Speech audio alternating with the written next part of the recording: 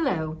I'm often asked, why am I so purpose-driven in terms of my entrepreneurial journey?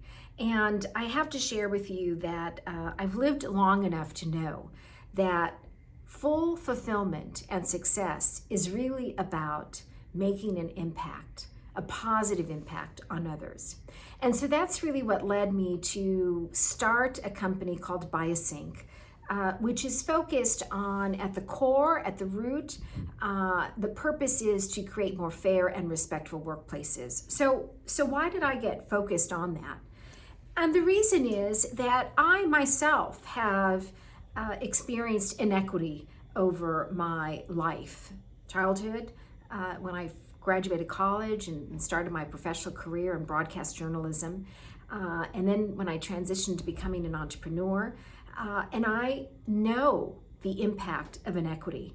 And I also know that when you can change the equitable outcomes for certain individuals and organizations, those typically who are disenfranchised or, typically overlooked, you are not just changing their equitable outcome in the workplace. You're actually changing their equitable outcome for their family.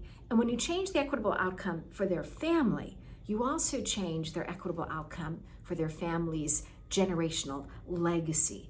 That's how important addressing inequity is.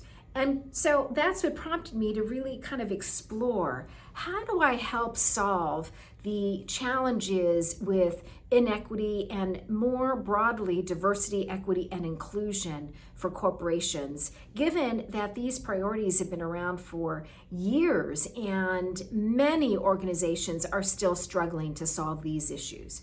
So I brought together a group of wicked smart people, including my co-founders and PhDs, and we created BiasSync, which is a behavior change methodology addressing training for unconscious bias or implicit bias, measuring levels of bias in organization, because you've probably heard you can't change what you don't measure, but then most importantly, a methodology, a behavior change methodology to change behavior in organizations in order to create more equitable outcomes.